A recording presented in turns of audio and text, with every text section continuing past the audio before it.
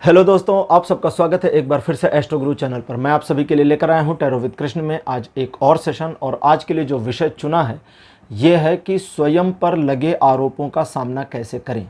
अगर किसी व्यक्ति ने आप पर कोई आरोप लगा दिए हैं, कई बार फैमिलीज़ में, रिलेशन में, दोस्ती में, अलग अलग मैटर पर कभी कभी आरोप लग जाते हैं। पॉलिटिक्स में तो अक्सर चलता रहता है और कई बार तो आरोप लगाने वाले लिखित माफ़ी भी मांगते रहते हैं और फिर भी हवा में उड़ते रहते हैं। तो वो तो नाम जानते ही होंगे ऐसे कौन कौन पॉलिटिशियन है। खैर छोड़िए।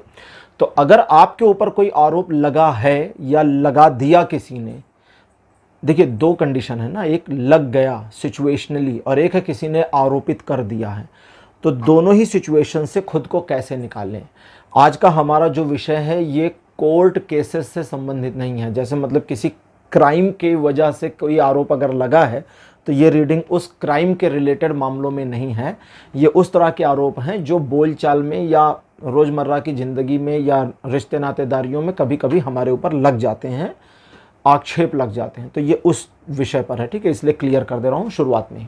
और आज की इस रीडिंग के लिए 3 पाइल्स को बनाया गया है। तीनों पाइल्स के सिंबॉलिक्स आपकी स्क्रीन के ऊपर अब एक साथ दिखाए जा रहे हैं। पाइल नंबर 1 के सिंबॉलिक माता सीता। माता सीता के ऊपर आरोप लगा था। रामायण के बाद एक उत्तर रामायण है। उत्तर रामायण कांड में इसका वर्णन आता है जिसमें धोबी के कहने पर भगवान राम ने उन्हें वन में जाने के लिए सहमति दे दी थी। उसमें भी है कि माता सीता ने स्वयं को ही कर दिया था कि मुझे जाना चाहिए और भगवान राम ने सहमति दे दी थी। उत्तर रामायण के बारे में बड़ी मतभेद है कि ये सच है या झूठ है या बाद में है, क्षेपक है, वटेवर, अब जो भी है। तो माता सीता पाइल नंबर 1 के रूप में। Devraj Indra pile number 2। देवराज इंद्र के ऊपर तो मल्टीपल आरोप लगे हैं, आरोपों की झड़ी लगी है। लेकिन देवराज इंद्र के ऊपर इतने सारे आरोप कैसे लगते चले गए, इसके बारे में पाइल नंबर 2 के शुरुआत में बताऊंगा। तीसरी पाइल के सिंबॉलिक हैं चंद्रदेव, जिनके ऊपर भी आरोप लगे थे। वो तीसरी पाइल के शुरुआत में बताऊंगा अगर आप चूज़ करते हैं तो। और अगर फिर भी समझना है तो पाइल के ऊपर क्लिक करके देख लीजिएगा। तो ये तीनों सिंबॉलिक्स आपके सामने आपकी स्क्रीन पर हैं। जो ज़्यादा अच्छा लगे या जिसके साथ एक कनेक्टिविटी फील हो उसको अपनी पाइल मान लीजिए और अकॉर्डिंगली आज की रीडिंग को देखिए, ये आपके साथ रेजोनेट कर जाएगी। आज की रीडिंग जनरल रीडिंग है, टाइमलेस रीडिंग है, तो आपके साथ ये 70 से 100% तक रेजोनेट कर सकती है। और हर एक पाइल के लिए टाइम स्टैम्प्स को डिस्क्रिप्शन और कमेंट सेक्शन दोनों जगह पोस्ट कर दिया गया है। अपनी पाइल की रीडिंग पर डायरेक्टली पहुंचने के लिए टाइम स्टैम्प के ऊपर आप क्लिक कर दीजिए, वीडियो फास्ट फॉरवर्ड हो जाएगा और आप अपनी पाइल की रीडिंग पर पहुंच जाएंगे। जो लोग मुझसे पहली बार जुड़े हैं उन सभी का मैं एस्ट्रो गुरु चैनल पर बहुत बहुत स्वागत करता हूं। आप सभी इस चैनल को सब्सक्राइब जरूर करिए, बेल आइकन को प्रेस करिए, क्योंकि जब आप बेल आइकन को प्रेस करते हैं तो नए वीडियोस की नोटिफिकेशन आपके मोबाइल फ़ोन पर आनी शुरू हो जाती हैं। और मेरे रेगुलर व्यूवर्स और सब्सक्राइबर्स, आप सभी के सहयोग और प्यार के लिए बहुत बहुत आभार। आगे बढ़ने से पहले आप सभी को बता दूं कि मैं एक प्रोफेशनल एस्ट्रोलॉजर, एक प्रोफेशनल टैरो रीडर भी हूं। तो आपकी स्क्रीन पर ये नंबर जो आ रहा है इसके ऊपर आप संपर्क कर सकते हैं अगर आपको अपने लिए एक पर्सनल टैरो रीडिंग सेशन चाहिए या आप अपनी कुंडली मुझे दिखाना चाहते हैं। ये व्हाट्सएप नंबर है, तो इस पर आपको कॉल नहीं करना है, इस पर मैसेज करिए। मैसेज के थ्रू सारी इन्फॉर्मेशन मेरी टीम मेंबर आपको प्रोवाइड करेगी और आपकी हेल्प करेगी मेरे साथ आपके सेशन को बुक करने में। तो चलिए आज की रीडिंग को शुरू करते हैं और आपकी पाइल में मिलते हैं।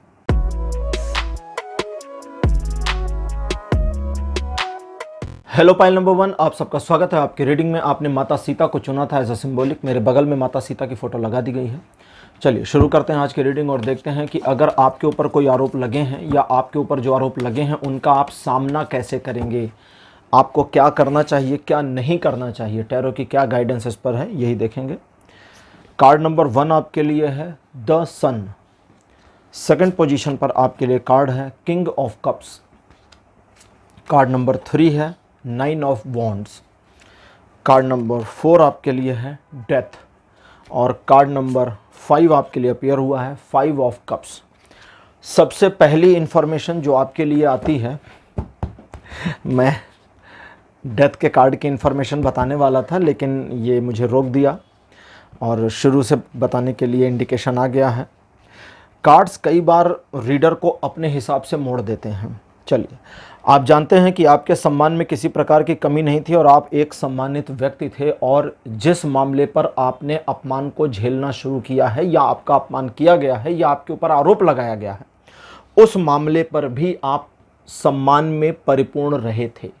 यानी कोई भी आरोप आपके ऊपर नहीं था। एक बेदाग चेहरा, एक बेदाग चरित्र, एक तरीके से बोलचाल की भाषा में। और उस बिना दाग वाले व्यक्तित्व के ऊपर एक दाग लगाने की कोशिश की गई। कोशिश मेरे पास जो आता है यह है कोशिश की गई। ये ऐसी कोशिश है जिस पर आरोप लगाने वाले को भी पता है कि आरोप गलत है, दूसरों को भी पता है कि आरोप गलत है, तीसरों को भी पता है कि आरोप गलत है, सभी को मालूम है कि आरोप गलत है, लेकिन चूंकि आरोपित किया गया है तो आरोप तो लगेगा ही लगेगा। और उस तरह का जो आरोप लगेगा, जैसा कि माता सीता आज की हमारी पायल के सिंबॉलिक हैं, पहली पायल, उनके ऊपर भी एक आरोप लग गया था।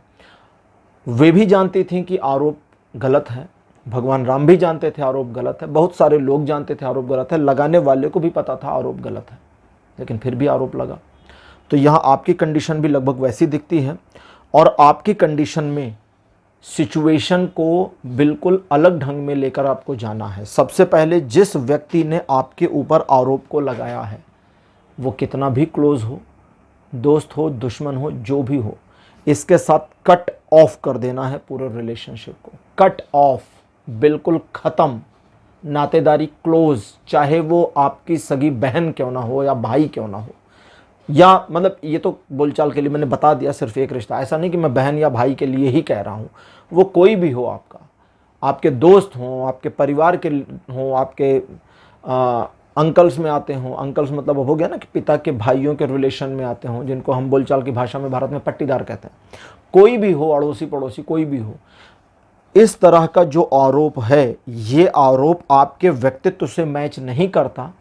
आपके ऊपर इस तरह के आरोप को लगाने की कल्पना नहीं की जा सकती थी, लेकिन चूंकि आरोपित किया गया है और इस आरोप ने आपको आहत किया है, आपकी छवि को डैमेज कर ही नहीं पाया, आपके व्यक्तित्व में डेंट नहीं हो पाया है, आपका व्यक्तित्व, आपका ऑरा बरकरार है, लेकिन इसने आपको आहत किया है, और आपको इस आहत होने का प्रत्युत्तर यही देना है कि उस व्यक्ति से संबंध समाप्त कर दीजिए।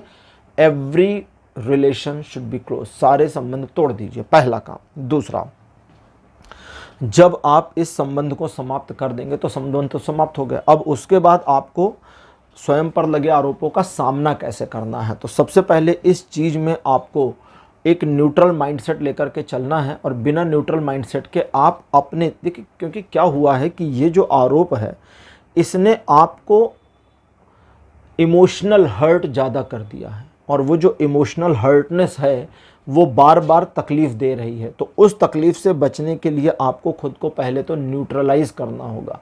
अगर आप स्वयं को न्यूट्रल करते हैं तभी इस आरोप के ट्रॉमा जो छोटा सा बना आपके अंदर, उससे बाहर निकल पाएंगे।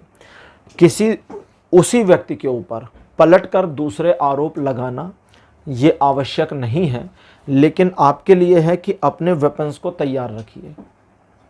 जैसे उस व्यक्ति जिसने आपके ऊपर आरोप लगाया, आपको उसकी कई सारी कमियां और लूप होल्स पता हैं, और उन कमियों को, उन लूप होल्स को आपने कभी यूज़ नहीं किया, लेकिन अब उस व्यक्ति के द्वारा आरोप लगाने के बाद भविष्य में आपके लिए, आपके विषय में, आपके प्रति या आपके विपरीत कुछ ऐसा किया जाता है जो उसके आरोप को और मजबूती देने की कोशिश करे, या वो अपने आप को लोगों के समक्ष जस्टिफाइड करने की कोशिश करे, क्योंकि इसकी पॉसिबिलिटी दिखती है कि वे 4 लोगों या 10 लोगों के सामने स्वयं को जस्टिफाई करें।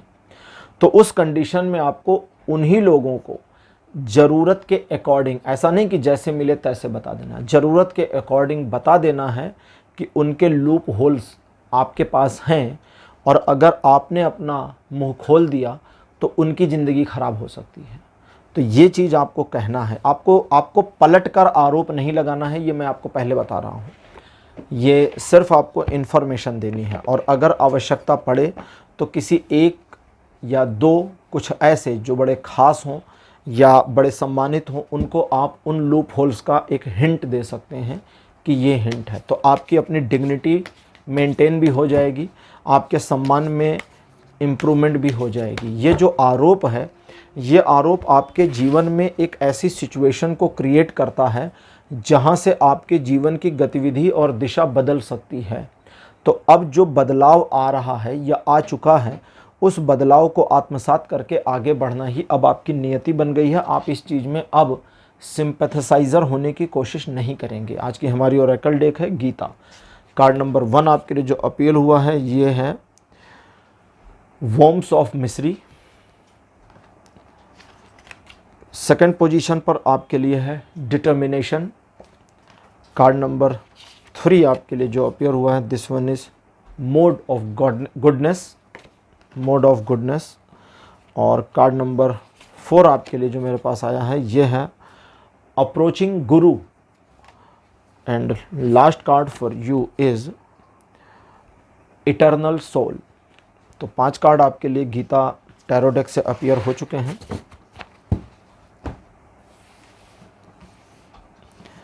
आज की गीता टैरो डेक आपके लिए जो इन्फॉर्मेशन लेकर आई है ये सजेशंस के रूप में ज़्यादा है।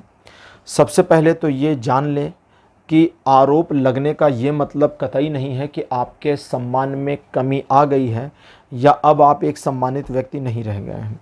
आरोप लगने का अर्थ ये ज़रूर हो गया है कि अब आपके व्यक्तित्व में एक परिवर्तन आएगा और ये परिवर्तन आपके जीवन को अगले स्टेप पर ले जाने के लिए अवश्यम भावी कदम उठा देगा।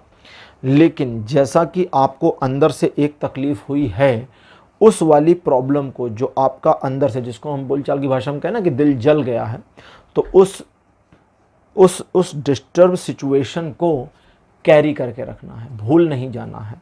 अब भूलना क्यों नहीं है? क्योंकि भाई आप तो ऐसे व्यक्ति रहे हैं कि जो कई बार भूल जाते हैं।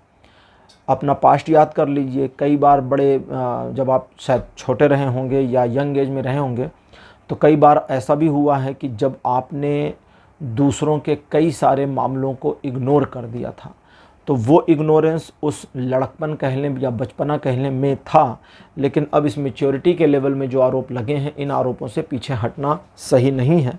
तो इसलिए उसे भूलिए मत, उसे एक ऐसे ताज़ा रखिए, इस तरह से ताज़ा रखिए कि वो याद आपके साथ बनी रहे।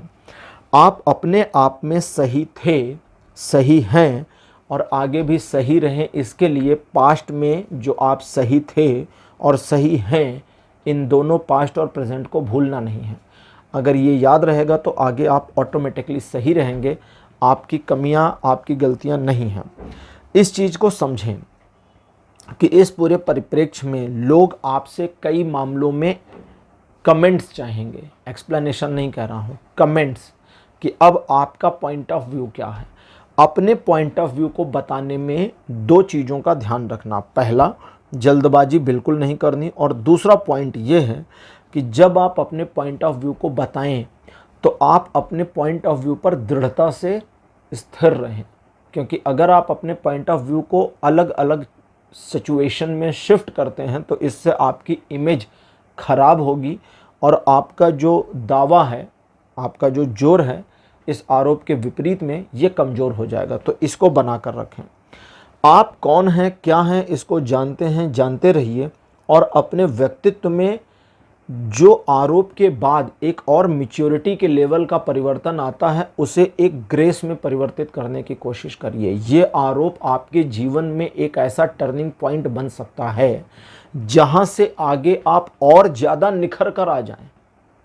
सोने को आग में तपा दिया जाता है तभी वो कुंदन बनता है।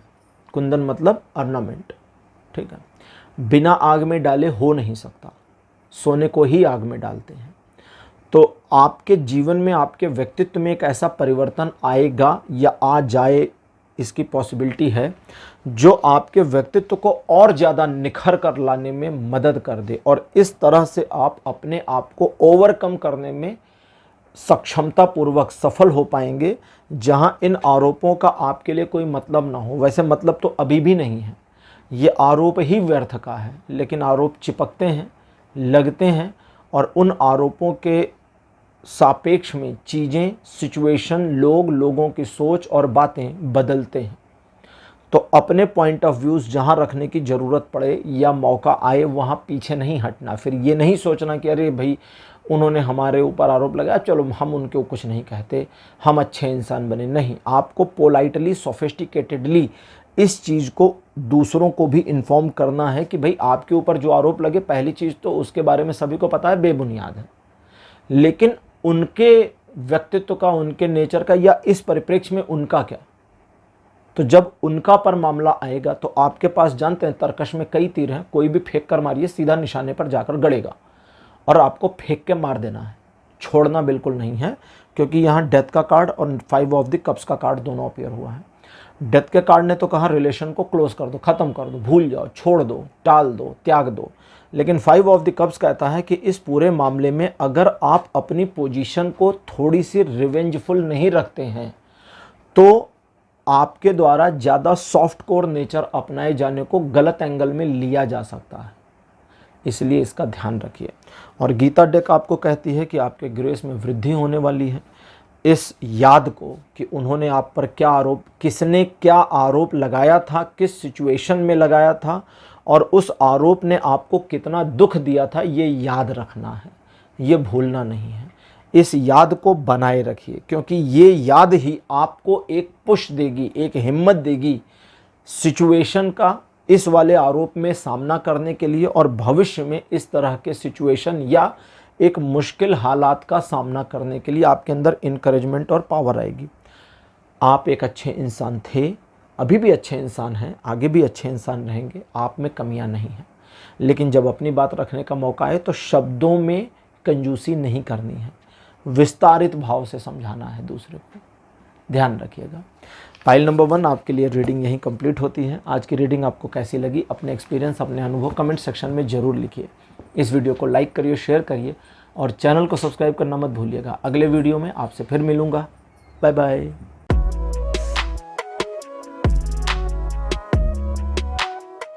हेलो पाइल नंबर 2, आप सबका स्वागत है आपकी रीडिंग में। आपने देवराज इंद्र को चुना था। मेरे बगल में देवराज इंद्र की फ़ोटो लगा दी गई है। देवराज इंद्र बड़े ही महान व्यक्तित्वों के स्वामी रहे हैं। ये देवताओं के राजा हैं। देवताओं का जो राजा है उनको इंद्र कहते हैं। इंद्र एक्चुअली में एक पद है और इस पद पर बैठने वाले व्यक्ति को इंद्र कहते हैं। जिस व्यक्ति को देवताओं का राजा चुना जाएगा वो इंद्र कहलाएगा। अलग अलग कालखंडों में अलग अलग इंद्र थे। ऐसा नहीं है कि एक ही इंद्र प्राचीन काल से लेकर कंटिन्यू रहे। अलग अलग कालखंडों में, अलग अलग कल्पों में, अलग अलग जो कई कल्प के अंत होते हैं ना, फिर नया कल्प शुरू होता है। तो मतलब समय की जो गणना है सनातन में वो बड़ी अलग और विचित्र तरह से है। तो अलग अलग कालखंडों में अलग अलग इंद्र रहे हैं और अलग अलग इंद्रों पर अलग अलग आरोप भी लगे हैं। वैसे इंद्र देव के ऊपर आरोपों के बारे में हम सभी जानते हैं।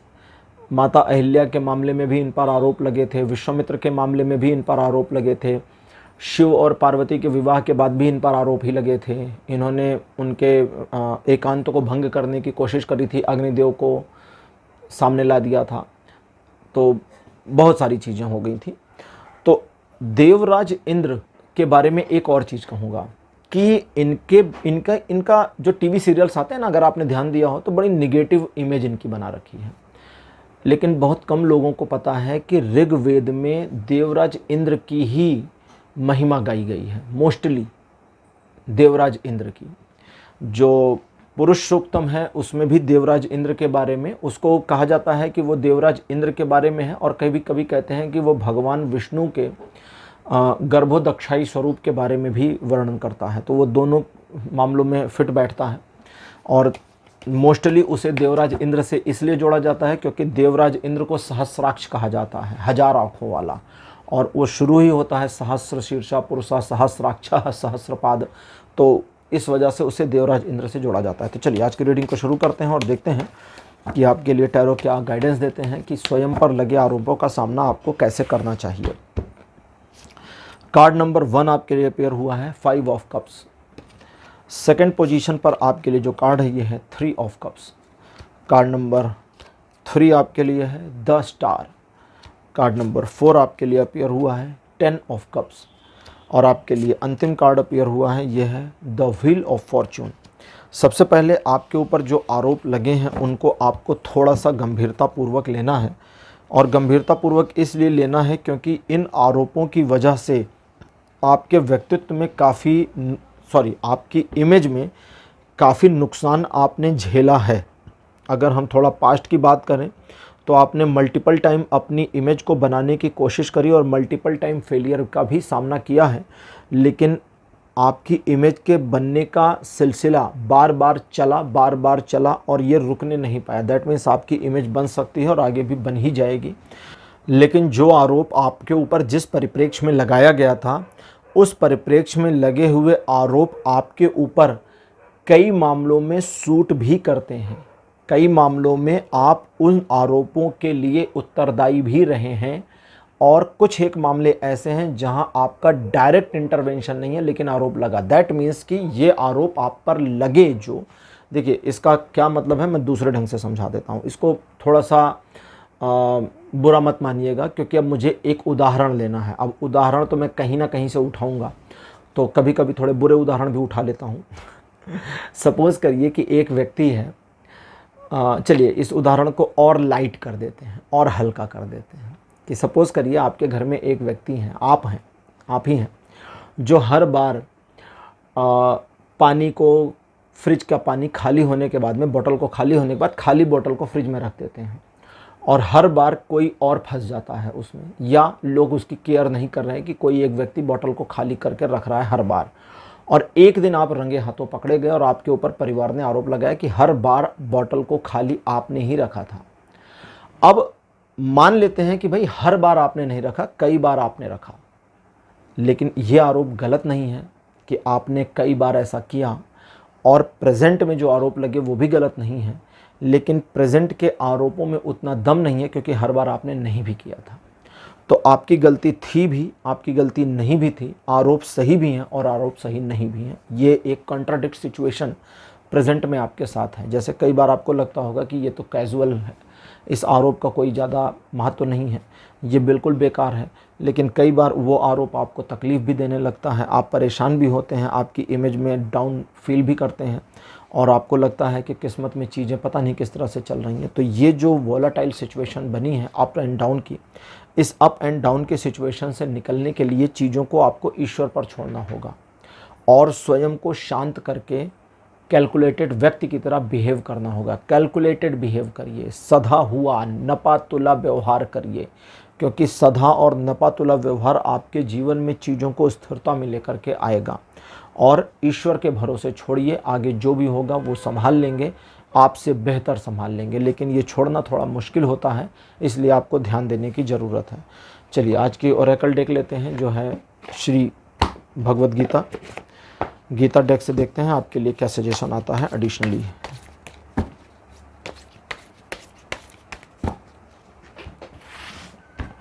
आपके लिए पहला कार्ड मेरे पास जो अपीयर हुआ है ये है ट्रांसमिग्रेशन। कार्ड नंबर 2 आपके लिए अपीयर हुआ है ये है the restless mind. Card number 3 आपके लिए है the super soul. 4th position पर आपके लिए जो कार्ड आया है ये है टॉलरेंस, और आपके लिए अंतिम कार्ड जो अपीयर हुआ है ये है द सेज। द सेज भगवान गणेश इस पर विराजमान। तो अब चीज़ों को समझना शुरू करिए। देखिए ये आरोप आपके जीवन को डैमेज नहीं कर रहे, पहले तो ये जान लीजिए, डैमेज नहीं कर रहे, लेकिन अगर इन आरोपों को या इस आरोप को आपने वैल्यू दी तो ये आरोप वैल्यूएबल हो जाएगा। जैसे कभी कोई गुस्से में आपको कुछ कह दे और उस चीज़ को आप ज़्यादा ही सीरियस ले लें, इशू बना दें, तो लोगों को भी उस इशू में कुछ ना कुछ दाल में काला पीला फील होने लगता है। लोगों का, इंसान का जो दिमाग है ये ऐसे ही काम करता है। और इस सिचुएशन में अब आपको 2-3 चीज़ों का ध्यान रखना है। पहला, ईश्वर पर छोड़िए। एक बार जब आपने सिचुएशन को ईश्वर पर छोड़ा तो आपके लिए सिचुएशन में ऑपरेट करना आसान हो जाएगा। ऐसा नहीं कि आसान नहीं होगा, बड़ा आसान हो जाएगा। आप इस पूरे आरोप को पृष्ठभाग में यानी कि पीछे की ओर धकेल कर लाइफ में आगे बढ़ पाएंगे। लेकिन जब आप इस आरोप को या इन आरोपों को पीछे धकेलें और लाइफ में आगे बढ़ें, तो ये याद रखें कि जीवन में आप आगे नहीं बढ़ रहे हैं, ईश्वर आपको लेकर आगे बढ़ रहे हैं। ईश्वर के द्वारा प्रदत्त, ईश्वर के द्वारा संचालित, ईश्वर के द्वारा मार्गदर्शित क्षेत्र पर ही आपका आगे बढ़ना हो पा रहा है। तो इसके लिए उन्हें धन्यवाद देना ना भूलें। और अगर आगे बढ़ने के दौरान उस आरोप से जुड़े कोई मामले आ जाते हैं, कोई टॉन्ट कस देता है, कहीं कोई डिस्टरबेंस, कोई इशू क्रिएट हो जाता है, तो उस चीज़ को ईजिली मैनेज करने के लिए माइंड को ओपन रखिए। तो सबसे पहले क्या करना होगा, पेशेंस को बनाए रखना होगा। अगर आप पेशेंस को बनाए रखेंगे तो ईजिली और अकॉर्डिंगली मैनेज कर पाएंगे और चीज़ें आपके फेवर में मुड़ेंगी, क्योंकि उन्हें मुड़ना है। लेकिन आप अगर धैर्य नहीं बनाए रहेंगे, अधैर्य दिखाएंगे, तब हो जाएगी गड़बड़। यहाँ आपको गणेश जी का कार्ड है। वैसे गणेश जी बड़े चंचल भी माने गए हैं, लेकिन गणेश जी यहाँ कह रहे हैं कि चंचलता का त्याग करके स्थिरता का भाव लाना होगा, तभी इस आरोप का सामना सही तरह से किया भी जा सकता है और इस आरोप से निकला और उबरा भी जा सकता है। लेकिन ये आरोप कहीं से भी, मैं फिर बता रहा हूँ, आपकी इमेज को डैमेज नहीं कर पाएगा। इसलिए पैनिक होकर कोई ऐसा निर्णय ना लें, कोई ऐसा डिसीजन ना लें जो इस आरोप के परिप्रेक्ष्य में आपको परेशानी में और ज़्यादा डाल दे। तो इस चीज़ का अगर आप ध्यान रखेंगे तो ये आरोप आपका कुछ बिगाड़ नहीं पाएंगे और ईश्वर की कृपा से आप आरोप मुक्त हो जाएं, इसकी पॉसिबिलिटी भी अपीयर हुई है। तो पाइल नंबर 2 ये थी आपकी आज की रीडिंग। आज की रीडिंग कैसी लगी, अपने एक्सपीरियंस, अपने अनुभव कमेंट सेक्शन में जरूर लिखिए। इस वीडियो को लाइक करिए, शेयर करिए और चैनल को सब्सक्राइब करना मत भूलिएगा। अगले वीडियो में आपसे फिर मिलूंगा। Bye bye.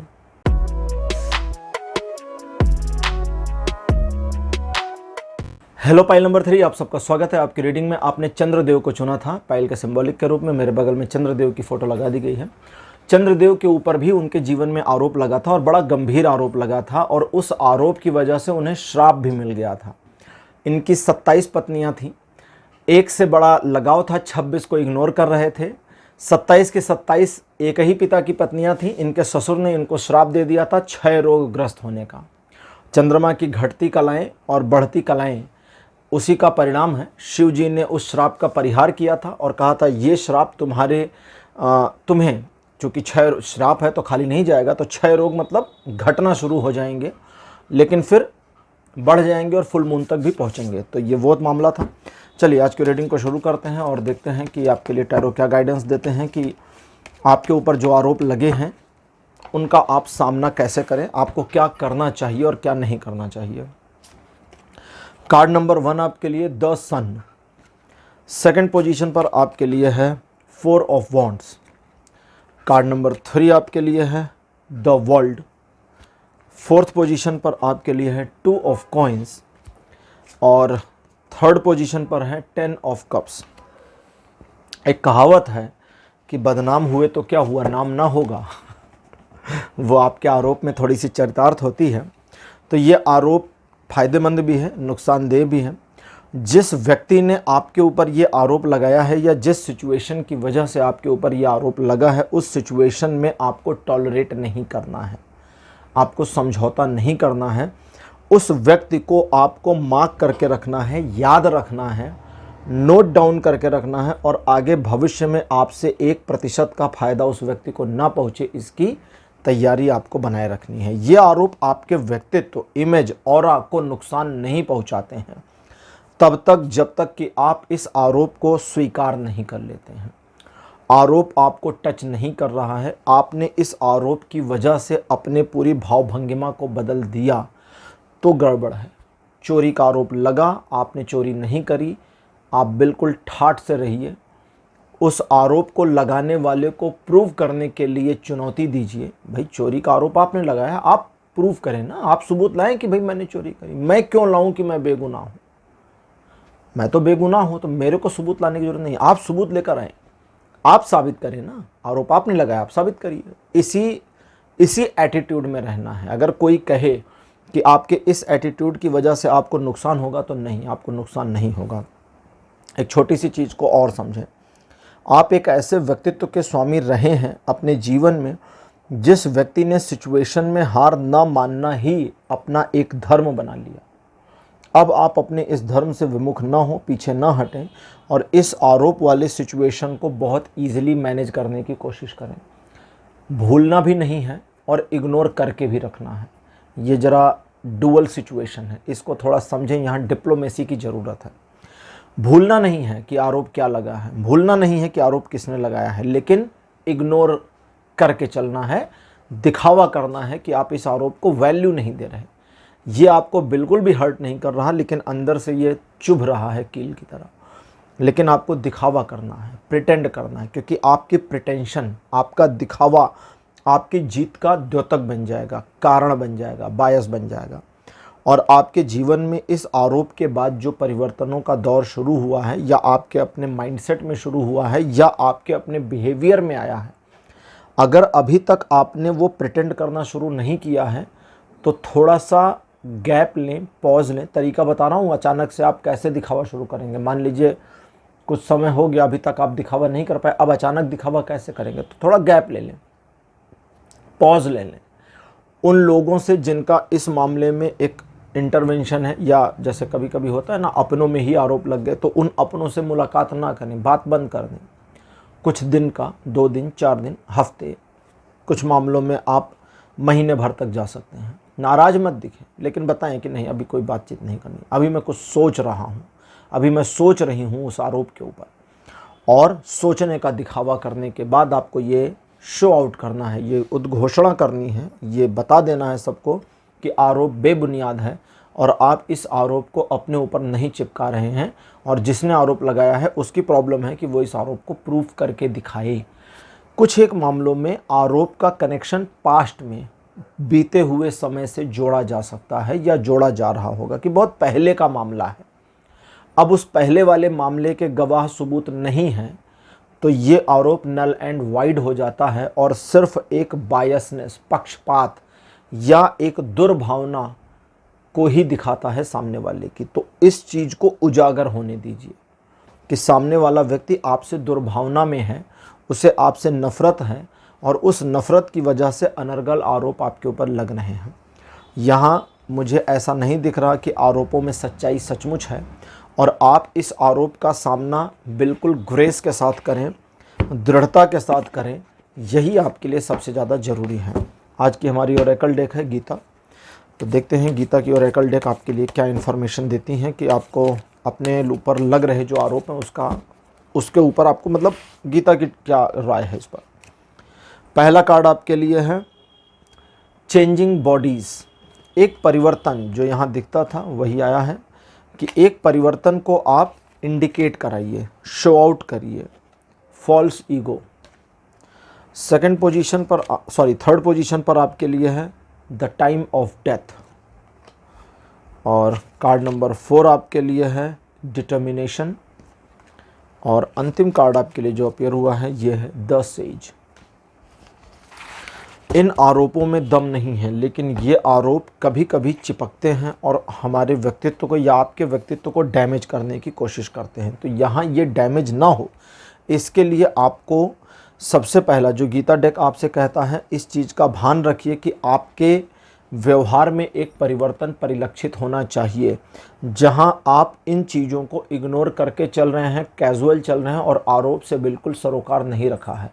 आरोप लगते ही भाव भंगिमा बदलती है, लेकिन आपको वो बदलाव नहीं दिखाना। और अगर अभी आपने बदलाव दिखा दिया है तो उस बदलाव को यू टर्न में ले लीजिए, फिर एक परिवर्तन कर दीजिए। जब आप इस तरह के परिवर्तन को करते हैं तो सबसे बड़ी प्रॉब्लम कहाँ आती है इस चीज़ में कि मेरे सम्मान, मेरे आत्मसम्मान, मेरे अभिमान को ठेस पहुँचेगी। लोग क्या सोचेंगे, लोग क्या कहेंगे, इग्नोर कर दीजिए इस चीज़ को। कहता है कि ये बेकार का ईगो है और इस बेकार के ईगो की बिल्कुल ज़रूरत नहीं है। इस चीज़ को भी समझें कि जब आप आरोपों वाले मामले में सिचुएशनली आगे आ जाते हैं, भले आप इग्नोर करें या सामना करें, स्वीकार करें या नकार दें, इन सारी सिचुएशन और कंडीशन में आप अपने आप को एक रिस्क में डाल रहे हैं, जहां आपकी इमेज सबसे बड़ा रिस्क है, आपकी सेल्फ रिस्पेक्ट या आपकी सोशल रिस्पेक्ट भी बहुत बड़ा रिस्क हो जाती है। और ऐसे मामले में आपको रिस्क लेने की ज़रूरत है। तो अपने आप को एक रिस्क पोजीशन में ले जाना भी है, लेकिन ये जानते हुए और समझते हुए कि दूसरे लोगों का सामना आपको बहादुरी से करना है। दैट मीन्स कि हार मत मानिए। इस आरोप के साथ अपने आप को इंटरलिंक और सिंक मत करिए। ये आरोप उतने ही बेबुनियाद हैं जितने कि आपका इस मामले में सही होना। आप सही हैं, आरोप गलत हैं, ये आप जानते हैं, और ये जानना बिल्कुल जारी रखें। इस चीज़ में अगर आप साबित करने में गए, अगर आपने प्रूव करने की कोशिश करी कि मेरे ऊपर ये आरोप गलत हैं और मेरे पास फला फला प्रूफ है, तो आप फंस सकते हैं, ये याद रखिए। शांत, तटस्थ का मतलब होता है जब सिचुएशन से आप थोड़ा हटे हों। शांत और तटस्थ भाव आपका इन आरोपों का सामना करने में सबसे ज़्यादा मददगार रहेगा और ये आरोप आपकी इमेज को डैमेज नहीं कर पाएंगे लॉन्ग रन में। आपकी इमेज पर कोई कुठाराघात नहीं हो रहा, किसी प्रकार का बड़ा डैमेज और नुकसान नहीं हो रहा। लेकिन अगर आप स्वयं को मैनेज करना भूल गए, मिस कर गए, तो आपकी गलती से आपकी इमेज खराब हो सकती है। तो उस गलती को ना करें, इस बात का आपको भान रखना है, इस बात का आपको ध्यान रखना है। और अगर इन चीज़ों का ध्यान रखेंगे तो इन आरोपों का सामना भी कर लेंगे, इनसे ओवर भी कम कर जाएंगे और एक सम्मानजनक स्थिति में हैं और आ भी जाएंगे। तो पाइल नंबर 3 ये थी आपकी आज की रीडिंग। आज की रीडिंग आपको कैसी लगी, अपने एक्सपीरियंस, अपने अनुभव कमेंट सेक्शन में ज़रूर लिखिए। इस वीडियो को लाइक करिए, शेयर करिए और चैनल को सब्सक्राइब करना मत भूलिएगा। अगले वीडियो में आपसे फिर मिलूँगा। Bye bye.